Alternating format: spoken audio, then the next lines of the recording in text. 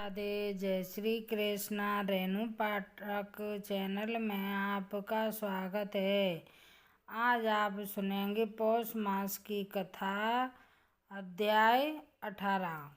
हमने पिछली कड़ी में सुना था कि किस प्रकार रानी पद्मावती को असुर गोभिल द्वारा छला जाता है, और जब रानी पद्मावती इसके विषय में प्रश्न करती है तो वो दैत्य फिर से उन्हें छलने का प्रयास करते हुए कुछ इस प्रकार कहता है। गोभिल ने कहा, राजकुमारी, अगर तुम्हें ठीक लगे तो सुनो, मैं तुम्हें एक धर्म की बात सुनाता हूँ। जो भी स्त्री प्रतिदिन मन, वाणी और क्रिया द्वारा अपने स्वामी की सेवा करती है, पति के संतुष्ट रहने पर स्वयं भी संतुष्ट रहती है, पति के क्रोधी होने पर भी उसका त्याग नहीं करती, उसके दोषों की ओर ध्यान नहीं देती, उसके मारने पर भी प्रसन्न होती है और स्वामी के सब कामों में आगे रहती है, वही नारी पतिव्रता कही गई है।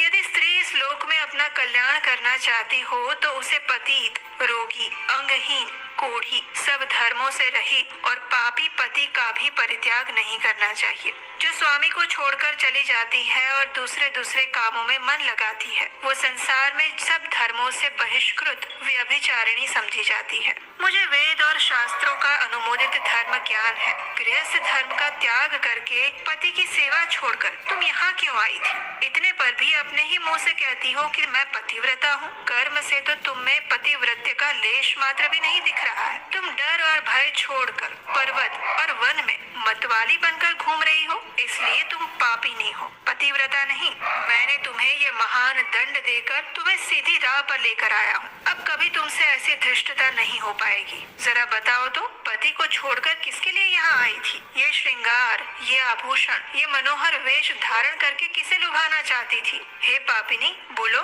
किस लिए और किसके लिए ये सब किया था? कहाँ है तुम्हारा पतिव्रत धर्म? हे व्यभिचारिणी स्त्रियों के समान वर्ताव करने वाली नारी, तुम इस समय अपने पति से 400 कोस दूर हो। कहाँ है तुम में पति को देवता मानने का भाव? तुम्हें लाज नहीं आती? अपने बर्ताव पर घृणा नहीं होती? तुम क्या मेरे सामने बोलती हो? कहाँ है तुम्हारी तपस्या का प्रभाव? बताओ, आज ही मुझे अपना बल, वीर्य और पराक्रम दिखाओ। गोभिल की इस प्रकार वाणी सुनकर पद्मावती आश्चर्यचकित रह गई। उसने कहा, अरे ओ नीच असुर, सुन, पिता ने स्नेहवश मुझे पति के घर से बुलाया था। इसमें कौन सा पाप किया मैंने? मैं काम, लोभ, मोह और डाह के वश पति को छोड़कर नहीं आई थी। मैं यहाँ भी अपने पति का चिंतन करती हुई रहती हूँ, और तुमने भी छल से मेरे पति का रूप धारण करके ही मुझे धोखा दिया है। तब उस गोभिल ने कहा, पद्मावती, मेरी युक्ति युक्त बात सुनो। अंधे मनुष्यों को कुछ नहीं दिखाई देता। तुम धर्म रूपी नेत्र से हीन हो चुकी हो, फिर कैसे मुझे यहाँ पहचान पाती?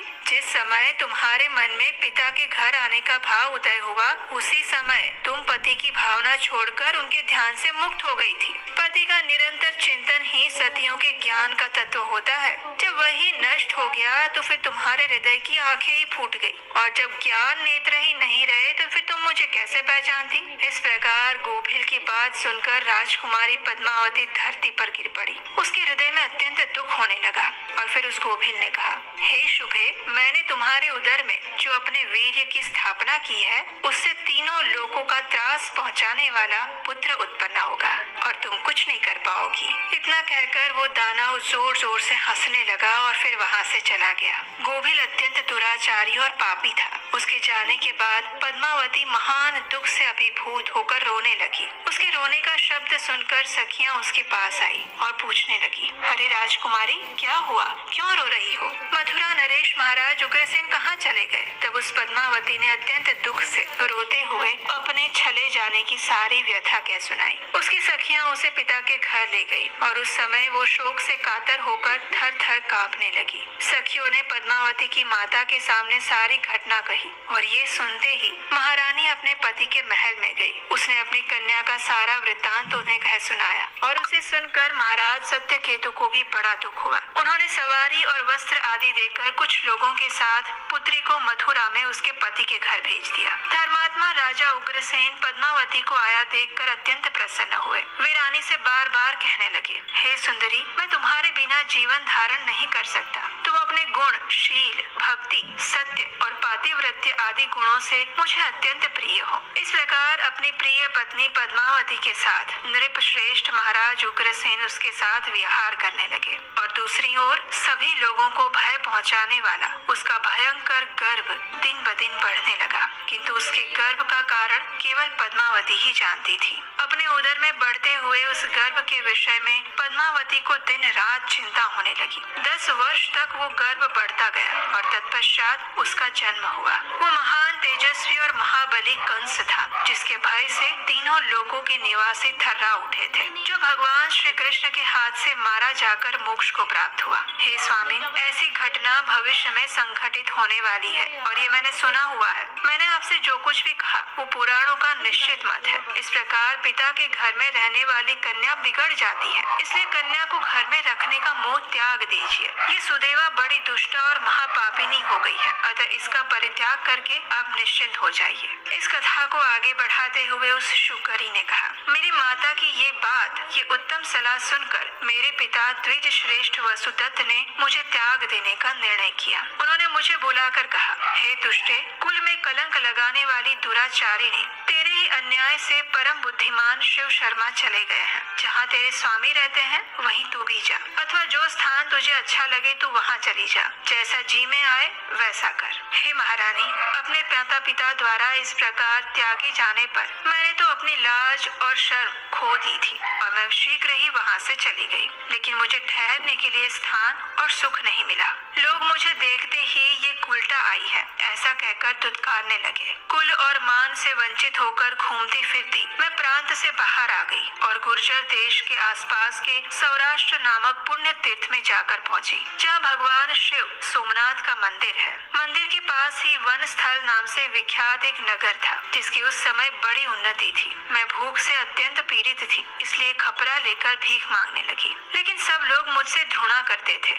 ये पापी नहीं आई, भगाओ इसे, ऐसा कहकर कोई भी मुझे भिक्षा नहीं देता था और इस प्रकार मैं दुखमय जीवन व्यतीत करती हुई भारी रोग से पीड़ित हो गई। उस नगर में घूमते घूमते मैंने एक बड़ा सुंदर घर देखा, जहाँ वैदिक पाठशाला थी। वो घर अनेक ब्राह्मणों से भरा था और सभी ओर वेद मंत्रों की ध्वनि हो रही थी। लक्ष्मी से युक्त और आनंद से परिपूर्ण उस रमणीय गृह में मैंने प्रवेश किया। चारों ओर से मंगलमय प्रतीत हो रहा था और वो मेरे पति शिव शर्मा का ही घर था। मैं दुख से पीड़ित होकर बोली, भिक्षा दीजिए। द्विज श्रेष्ठ शिव शर्मा ने भिक्षा का शब्द सुना। उनकी एक भार्या थी जो साक्षात लक्ष्मी के समान रूपवती थी। उसका मुख सुंदर था, वो मंगला नाम से जानी जाती थी। परम बुद्धिमान धर्मात्मा शिव शर्मा ने सुंदर रूप से मुस्कुराती हुई अपनी पत्नी मंगला से कहा, हे प्रिय, वो देखो, एक दुबली पतली स्त्री आई है जो भिक्षा के लिए द्वार पर खड़ी है। उसे घर में बुलाकर भोजन दो। मुझे आई हुई जानकर मंगला का हृदय अत्यंत करुणा से भर आया। उसने मुझ दीन दुर्बल को मिष्टान्न भोजन करवाया। मैं अपने पति को पहचान गई थी। उन्हें देखकर लज्जा से मेरा मस्तक झुक गया। ये देखकर मंगला ने अपने स्वामी से पूछा, हे प्राणनाथ, ये कौन है जो आपको देखकर लजा रही है? मुझ पर कृपा करके इसका परिचय दीजिए। तब शिव शर्मा ने कहा, हे प्रिय, ये विप्रवर वसुदत्त की कन्या है। बेचारी इस समय भिक्षुकी के रूप में आई है और इसका नाम सुदेवा है। ये मेरी कल्याणमयी भार्या है जो मुझे सदा ही प्रिय रही है। किसी विशेष कारण से वो अपना देश छोड़कर आज यहाँ आई है। ऐसा समझकर तुम्हें इसका अच्छे ढंग से स्वागत सत्कार करना चाहिए। यदि तुम मेरा भली भांति प्रिय करना चाहती हो तो इसके आदर भाव में कोई कमी मत करना। अपने पति की बात सुनकर मंगलमयी मंगला अत्यंत प्रसन्न हुई। उसने अपने ही हाथों से मुझे स्नान करवाया, उत्तम वस्त्र पहनने को दिए और स्वयं भोजन बनाकर मुझे खिलाने पिलाने लगी। अपने स्वामी के द्वारा इतना सम्मान पाकर मुझे अपार दुख हुआ। मेरे हृदय में पश्चाताप की तीव्र अग्नि जलने लगी। मंगला के द्वारा किए हुए सम्मान और अपने दुष्कर्म की ओर देखकर इससे मेरे मन में दूसर चिंता बढ़ने लगी और मेरे प्राण जाने की तैयारी होने लगी। मैं ऐसी पापिनी थी कि मैंने कभी पति से मीठे वचन तक नहीं कहे थे, उल्टे उन श्रेष्ठ ब्राह्मण के विपरीत बुरे कर्मों का आचरण करती थी। इस प्रकार चिंता करते करते मेरा हृदय फट गया और प्राण शरीर छोड़कर चले गए। तत्पश्चात यमराज के दूत आए, मुझे सांकल के दृढ़ बंधन में बांधकर यमपुरी ले गए। मार्ग में जब मैं अत्यंत दुखी होकर रोती तब वे मुझे मुद्गरों से पीटते और दुर्गम मार्ग से ले जाकर कष्ट पहुंचाते थे। बीच बीच में मुझे फटकार भी सुनाते। उन्होंने यमराज के सामने ले जाकर मुझे खड़ा कर दिया। यमराज ने क्रोधपूर्ण दृष्टि से मेरी ओर देखा और मुझे अंगारों की ढेरी में फिकवा दिया। उसके बाद मैं कई नरकों में गई। मैंने अपने स्वामी के साथ धोखा किया था, इसलिए एक लोहे का पुरुष बनवाकर उसी आग से तपाया गया और वो मेरी छाती पर सुला दिया गया। नर्क की प्रचंड आग में तपाई जाने पर मैं अनेक प्रकार की पीड़ाओं से कष्ट पाने लगी। मेरा सारा शरीर छिन्न भिन्न हो गया। फिर भी मैं पीप, रक्त और विष्ठा में डाली गई। कीड़ों से भरे हुए कुंड में रहना पड़ा। आरी से मुझे चीरा गया। शक्ति नामक अस्त्र का भलीभांति प्रहार किया गया। दूसरे अनेकों नरकों में भी गिराया गया। अनेक योनियों में जन्म लेकर मुझे असह्य दुख भोगने पड़े। पहले सियार की योनि में, फिर कुत्ते की योनि में जन्म लिया और फिर क्रमशः सांप, मुर्गे, बिल्ली और चूहे की योनि में जाना पड़ा। इस प्रकार धर्मराज ने पीड़ा देने वाली सभी पाप योनियों में मुझे डाला। उन्होंने मुझे इस भूतल पर शुकरी बनाया है। हे महाभागे, तुम्हारे हाथ में अनेक तीर्थों का वास है। हे देवी, आपने अपने हाथ के जल से मुझे सींचा है, इसलिए आपकी कृपा से मेरा सब पाप दूर हो गया। आपके तेज और पुण्य से मुझे अपने पूर्व जन्म की बातों का ज्ञान हुआ। इस समय संसार में केवल तुम ही सबसे बड़ी पतिव्रता हो। इसमें कोई संदेह नहीं है कि आपने स्वामी की बहुत सेवा की है। यदि मेरा प्रिय करना चाहती हो तो अपने एक दिन की पति सेवा का पुण्य मुझे अर्पित कर दो। इस समय तुम ही मेरी माता, पिता और सनातन गुरु हो। मेरा उद्धार करो। शुकरी की ये बात सुनकर सुकला ने कहा, हे सखियों, शुकरी की ये बात सुनकर रानी सुदेवा ने राजा इक्ष्वाकु की ओर देखकर पूछा, हे महाराज, मैं क्या करूं? ये शुकरी क्या कहती है? तब राजा इक्ष्वाकु ने कहा, हे शुभे, ये बेचारी पाप योनि में पड़कर दुख उठा रही है। तुम अपने पुण्यों से अवश्य ही इसका उद्धार कर दो। इससे महान कल्याण होगा। महाराज की आज्ञा लेकर रानी सुदेवा ने शुकरी से कहा, हे देवी, मैंने अपना 1 वर्ष का पुण्य तुम्हें अर्पित किया है। रानी सुदेवा के इतना कहते ही वह शुकरी तत्काल दिव्य देह धारण करके प्रकट हुई। उसके शरीर से तेज की ज्वाला निकल रही थी। हर प्रकार के आभूषण से युक्त थी और फिर वो दिव्य विमान पर बैठकर अंतरिक्ष लोक में चली गई। जाते समय उसने मस्तक झुकाकर रानी को प्रणाम किया और कहा, हे महाभागे, आपकी कृपा से आज मैं पाप मुक्त होकर परम पवित्र